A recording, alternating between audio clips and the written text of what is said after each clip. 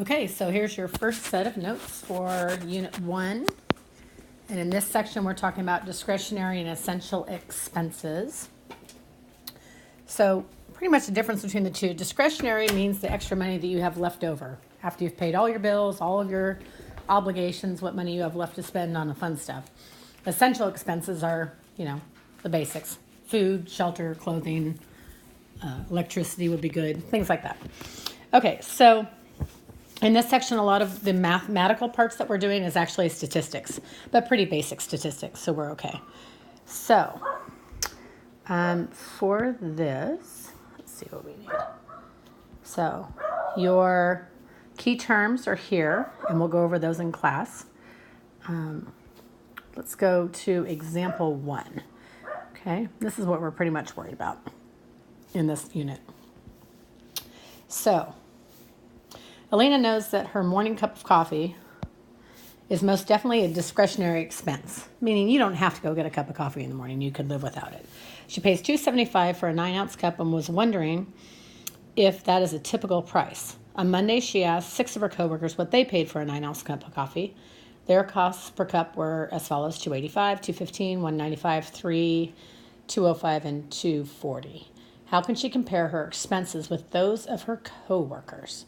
So what you really want to find out is what's the average price for a cup of coffee. Then she'll know if she's paying on the high side or kind of on the low side. Okay, so let's go up here. So when you find the average, what you want to do is say, okay, if I were to add these all up and divide by how many I had, what would I end up with?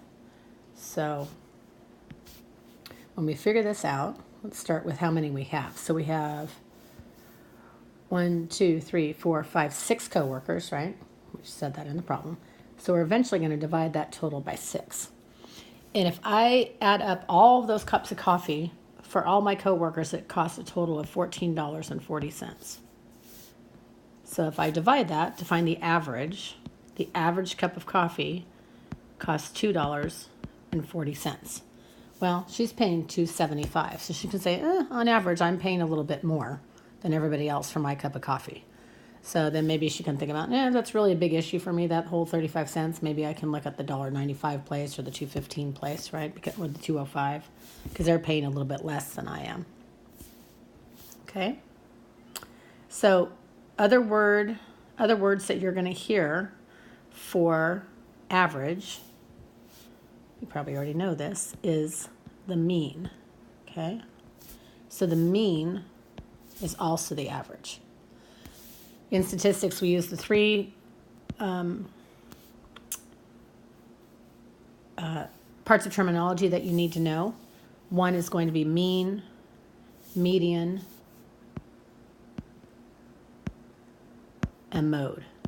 Okay? That probably sounds familiar to you from a long time ago. So if we were, If we were to say, okay, I need to know what the median of those prices were, what I would actually do is just list them out from smallest to biggest, okay, and see which one is right in the middle. So let's see, my cheapest cup of coffee was $1.95. Then I had one that was $2.05, $2.15, $2.40, $2.85, and then $3. Okay, so if I come into the middle two right here, now there is no exact middle number because I have an even number of cups of coffee that I'm looking at, right? So if I were to look at that, I could find the average between these, between the $2.15 and the $2.40. So that would be $4.55 divided by 2, so which is about $2.22 a cup. No, sorry, $2.27 a cup, $2.27 and a half. Okay. Now, if I wanted to add in her cup of coffee for the $2.75, that would fit in right here. So now the median of that group would be the $2.40. That would be the median because it's right in the middle. In this case, you have no mode. Mode is what happens the most often. There's no price here that happens more than once. So there is no mode for this one. Okay. All right, let's look at the next one.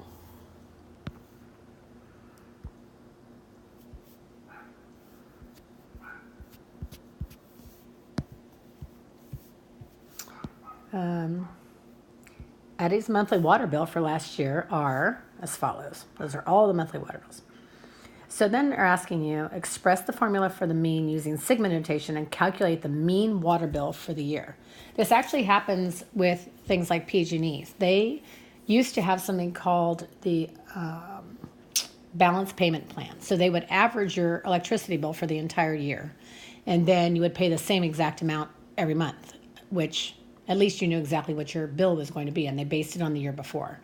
So again, if we found the average for this, we would add these all together and then divide by 12, right? But you're still finding the mean.